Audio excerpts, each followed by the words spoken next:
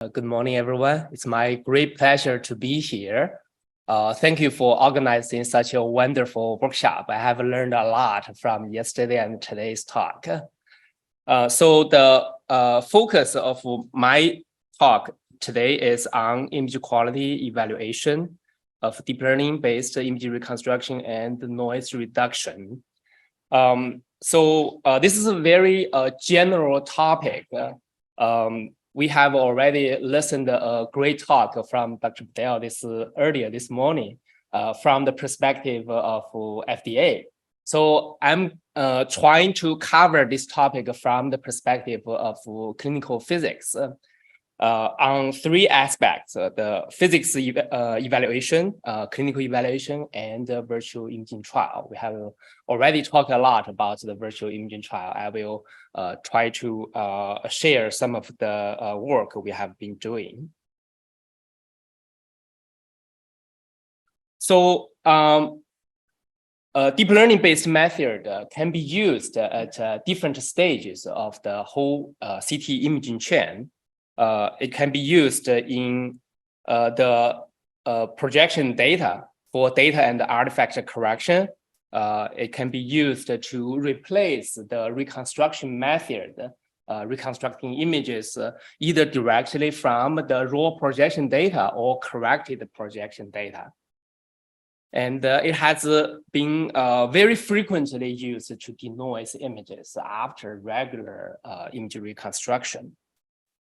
Many deep learning-based methods have become clinically available on CT scanners in recent years, including some of the vendor-specific implementations such as GE's True Fidelity, Canon's ACE, Philips Precise Image, as well as some of the vendor-independent implementations. Those are purely image-based denoising methods. So in clinical practice, it's an important question about how to evaluate the deep learning-based method, since they are fundamentally different from the existing reconstruction, the FPP reconstruction and IR reconstruction. In general, there are three types of evaluation: the physics evaluation using phantoms, the clinical evaluation using patient images, and the patient data-based virtual imaging trial. One of the major benefits of deep learning-based method is that it can preserve a natural noise texture. As can be seen here, the IR tend to generate a cartoony and blotchy effect on the image. In contrast, deep learning can preserve that natural noise texture, just like in the original FPP images, while reducing the image noise. Reflected on the noise power spectrum, it is that the shape of the noise power spectrum generated by the deep learning-based method is similar to the original FPP images. Many phantom studies have been used to evaluate the index of detectability of deep learning-based method. This is a recent study using a channelized Hotelian observer to evaluate the index of detectability on ACR CT accreditation phantom. So those are the plots of the detectability as a function of radiation dose for different object sizes and for different reconstruction methods. As expected, the index of detectability is improved over the IR method, potentially allowing greater radiation dose reduction. Along with the many physics evaluation using phantoms, there have been a large number of clinical evaluation studies. Most of them were actually based upon subjective rating scores, in general demonstrating better rating scores than compared to the iterative reconstruction. Relatively fewer studies were based upon diagnostic performance. Here I give three examples of diagnostic performance-based clinical study. This is a recent prospective clinical study on the task of liver mets detection. Very nice study. It demonstrated that at a 30 to 50% radiation dose reduction, the performance of liver mets detection by the deep learning is non-inferior to the full dose filter back projection or iterative reconstruction. However, it did say that at a 70% dose reduction, the deep learning is inferior in terms of detection of small mets. Based upon the existing either the physics evaluation and the clinical evaluation, the general seems like, based on the literature, seems like the general consensus is that on the deep learning based method can allow about 50% radiation dose reduction compared to the original FBP images. This is based upon a large amount of clinical studies and physical studies about the iterative reconstruction. The consensus at that time was about between 20 to 30%. When the IR method was introduced compared to the FBP images. And then with the deep learning, there's about 30 to 50% dose reduction potential. So add them up together, you might think 50% dose reduction is possible. However, if we take a closer look of that prospective clinical study on the liver mets detection task, the area, the figure of measure here is the area under the GFRC curve. The area under the GFRC curve between full dose FBP and full dose IR, they are pretty much identical, very similar to each other. Both of them were actually higher than the deep learning method at a 30 to 50% radiation dose reduction. Statistically, it is not significant, but based upon those numbers, actually, you can observe the trend of the performance degradation. So the 50% dose reduction is questionable, at least for that task. This is partially confirmed by a very simple phantom experiment. So the same scan, FBP, deep learning. As expected, the visibility of those low contrast objects were improved by the deep learning method. This is an image acquired at half dose with deep learning reconstruction. If you place them side by side, you can see that some of the low contrast object was blurred, and then some even disappeared. So at least for this type of simple test, you can see that the potential of dose reduction of 50% is questionable.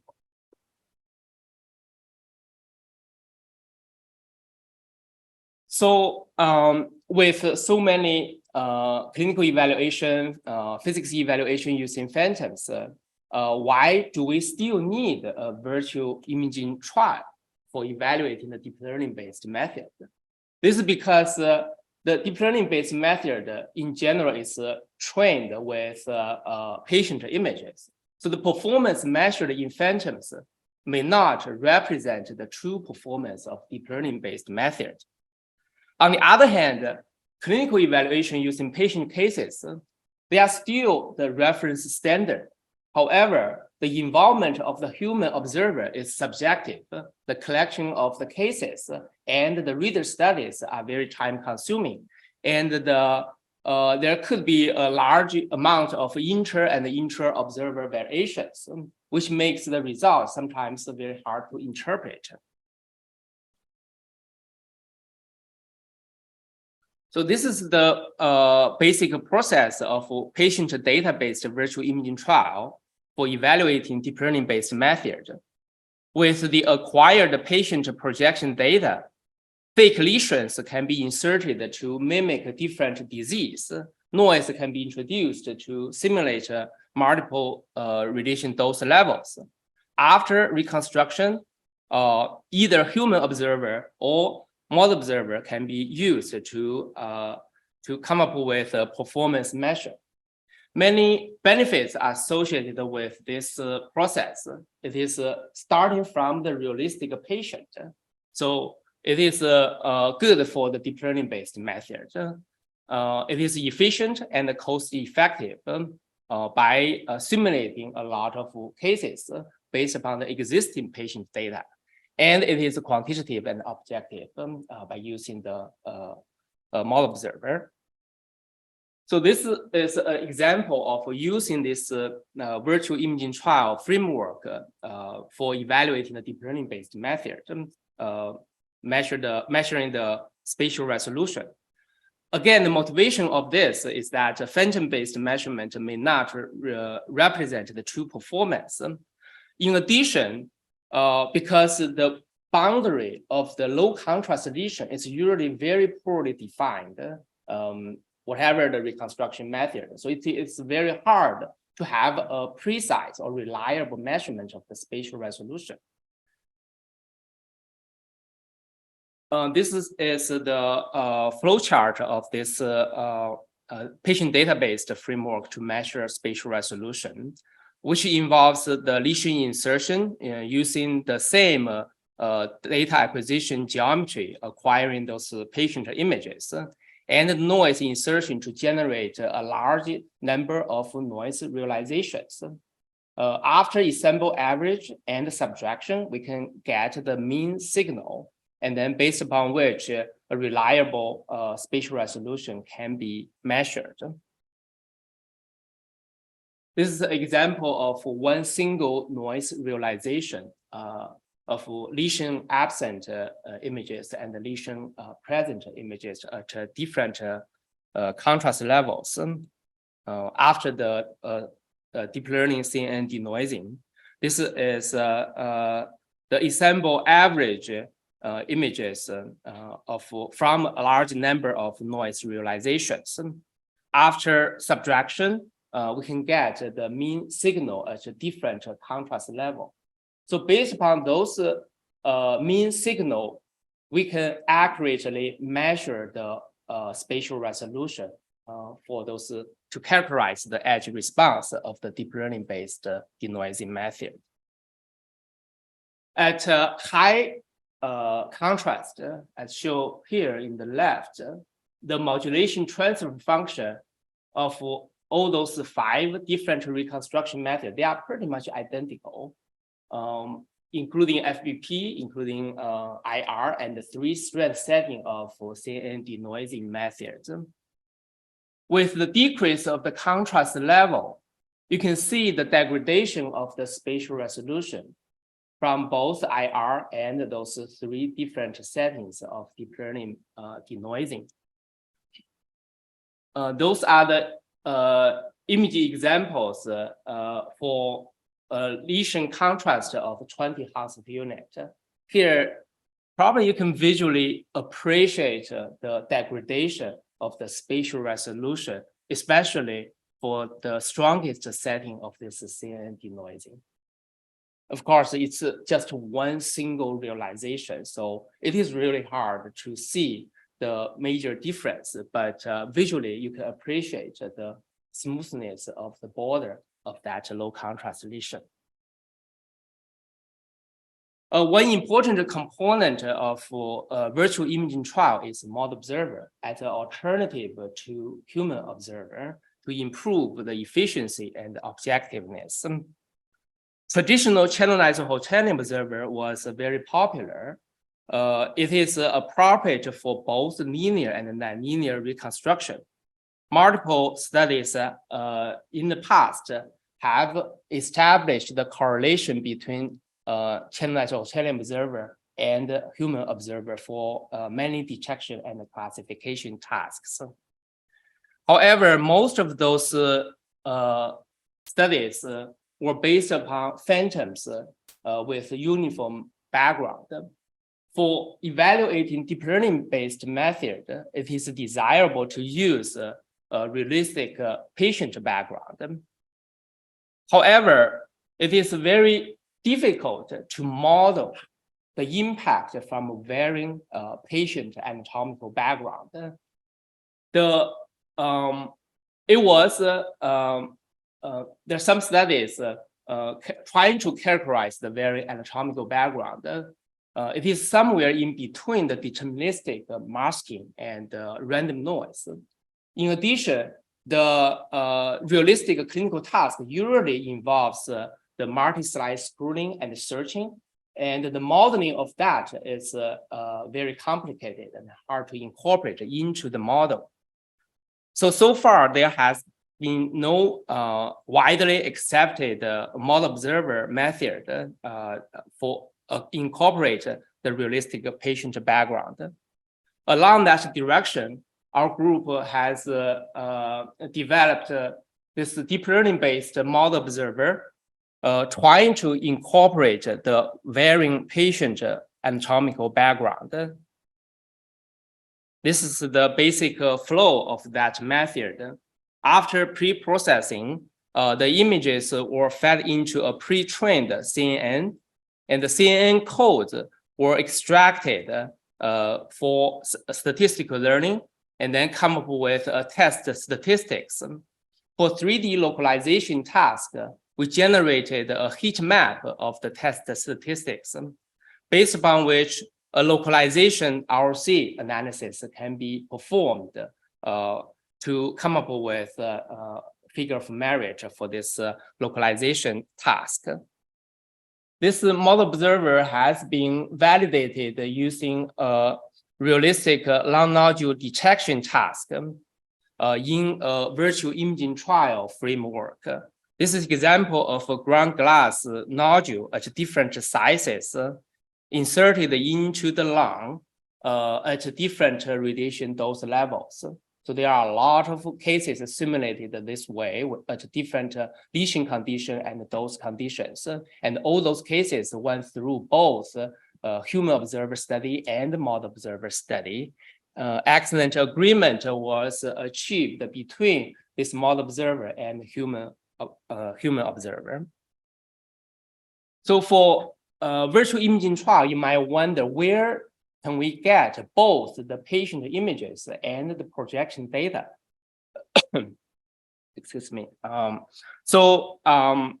of the data library that has been made available, publicly available, is by Mayo Clinic, a team led by Dr. McCullough.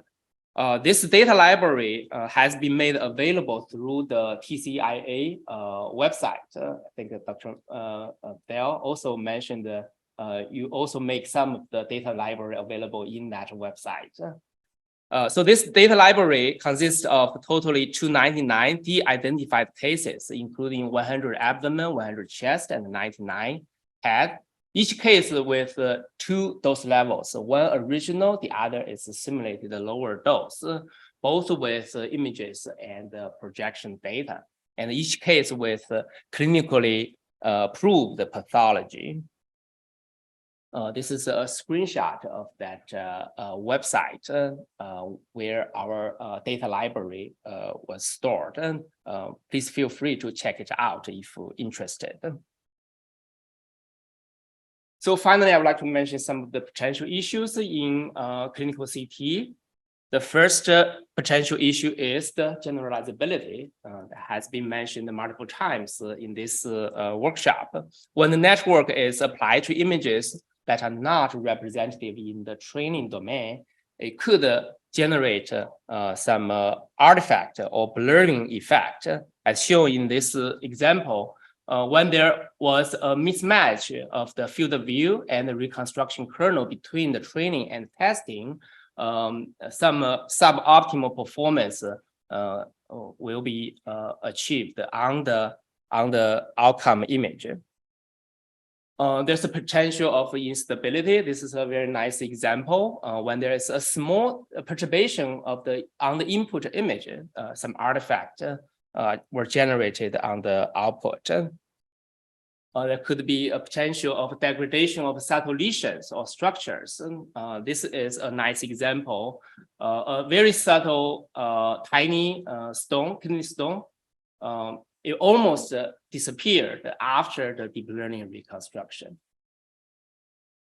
A common issue associated with deep learning-based method is the force structures that has also been mentioned multiple times here. When the input is very noisy, you can see that deep learning-based method actually did a very good job cleaning up the noise. However, at the same time, it generates a lot of lesions. And because of the clean background, it gives a kind of force high confidence for radiologists to make a call. Those are real lesions, but actually they are false positives. So this is a very severe problem in the clinical practice. Much efforts have been devoted to quantify the uncertainty of neural network. This is a nice work from my colleague, Dr. Hao Gong, who tried to develop a patient-specific method to quantify the uncertainty and the bias in the deep learning-based denoising method. This is an example, chest CT. The bottom row shows the total uncertainty map, including both the data and the model uncertainty. How this uncertainty map can be integrated in the clinical interpretation for radiologists remain to be investigated. So in summary, since the introduction of deep learning-based methods in the clinical practice, it has gained a lot of popularity. It is fast, preserves natural-looking image texture, has less degradation of low contrast resolution, likely allows more radiation dose reduction. However, it does have a lot of potential issues, especially the false structure that could lead to a lot of false positive findings. These are some of the future works on CT image quality evaluation. We need an accurate task-based evaluation to ensure appropriate radiation dose reduction. As Guanghong mentioned, we don't want to repeat the lesson when the IR method was introduced. Too aggressive radiation dose was applied automatically. We need an efficient and accurate implementation of patient data-based virtual imaging trial, and how to ensure trained models are applied to cases that are within the domain of training to avoid some of the generalizability issue, and how to quantify and ensure stability of the model, and how to identify and monitor possible false structures and reduce associated false positives. So those are the questions still remain to be answered. Finally, I would like to thank my colleagues for their contributions to this talk and the funding support from NIH. Thank you.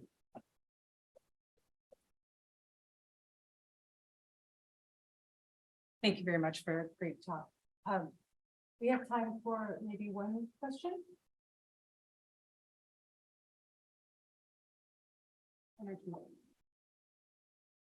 Apologies, yeah. Thanks for the nice talk. So I'm wondering, like in your virtual clinical trial, you do a lot of lesion insertion, but that's mainly for like liver region and maybe lung region, which has a very uniform background. So what about like more complex lesion insertion, like pancreas lesion? Like, do you have any vision about how we can do that and evaluate on that? Yeah, that's a great question. In the past, when we try to insert the lesions into the lung or liver region, typically we did that under the guidance of radiologists for them to point out where is the location that is appropriate to insert the lesion so that the insert lesion appear to be real. For more complicated background, I guess we need to follow the same procedure. Of course, there could be some general guideline to be developed for certain diagnostic task. If that procedure is provided, then that process could be made semi-automatic or fully automatic. I think we have one more question. Our next talk, I have a question about the 300 CT data set we are using in our project about lung liver lesion classification, but we found there is a mismatch between the annotations and the images, like the especially for the location annotation. So will you release the corrected version? Oh yeah, absolutely. Thank you for pointing out that. I understand because it is a huge project supported by multiple funding support and a lot of people involved in that process. And, so there could be some bugs here and there. The clinical annotation, maybe there's some coordinate shift in the early stage and the final released data set. So there could be some mismatch here and there. Yeah, we are working on that and trying to fix those things. Thank you for that.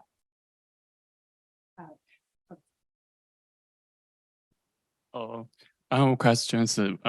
We know the deep learning methods could suppress the noise. However, it also may introduce some artifacts like look like singular. So when you evaluation the image quality, how do you consider these artifacts? Yeah, that's a very common issues with deep learning based methods. We cannot, as also Dr. Bedell pointed out, we cannot just pursue very visually appealing appearance. We have to make sure there is no false structures generated with the deep learning. That's a very common problem. Especially at a very low dose situation, the noise actually behave like a projection. It kind of establish a certain confidence level naturally. So for radiologists to interpret those images, those noise actually naturally built into their interpretation process with each area associated with a certain confidence level, right?